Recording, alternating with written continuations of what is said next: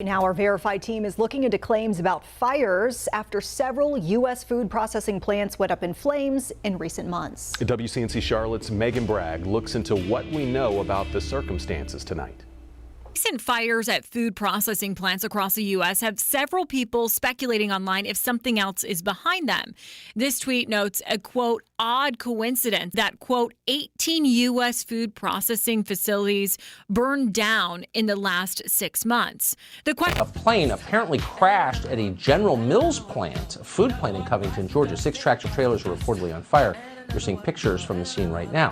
This is the second time in a week that something like this has happened. The headquarters of Azure Standard, one of the largest organic food distributors in the country. At the end of last month, a fire severely damaged a fresh onion packing facility in South Texas. In Oregon, a potato chip processing plant just reported a boiler explosion that sent workers to the hospital. Here's a news report on that.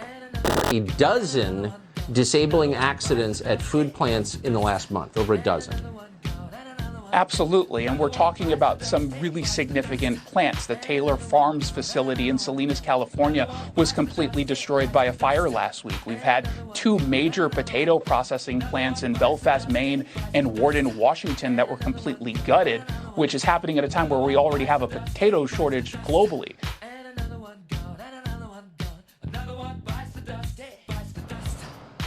The coronavirus continues to test the food supply chain in America.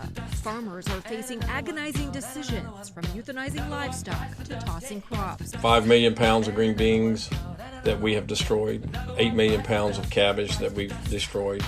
We have to grind it up back into the ground. That's the only choice we have, and hope for a better day.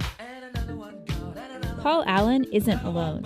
Farmers across the country are destroying millions of pounds of fresh produce, as the coronavirus has majorly disrupted the food supply chain.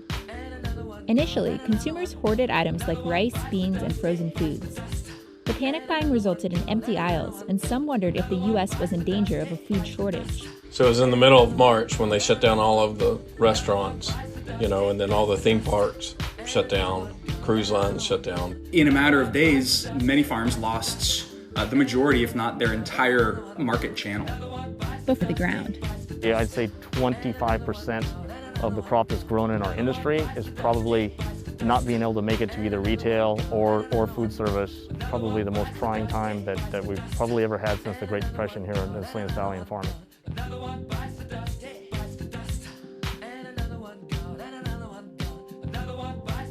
While restaurants and schools are closed, this doesn't mean that we're eating any less. We're just getting more of our food from grocery stores.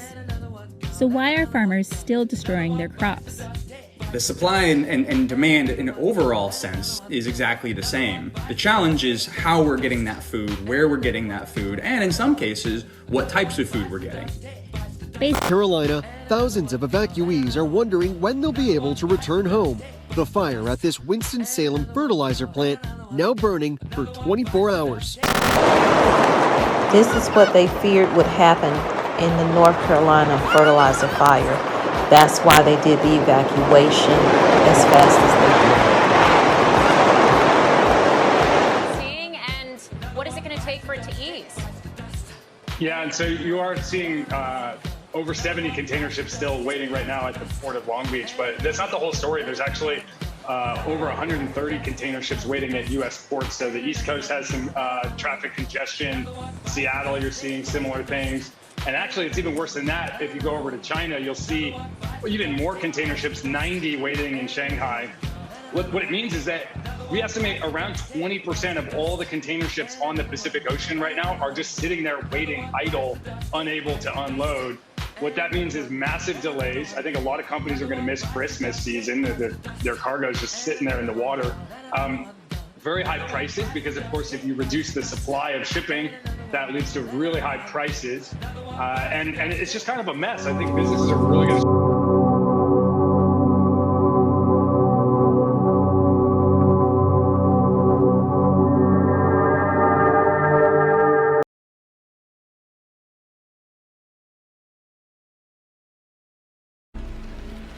What is that? What is that? What is it? Oh, no, not the beast! Not the beast! Ah! Oh, my eyes! Eyes! Ah! Ah!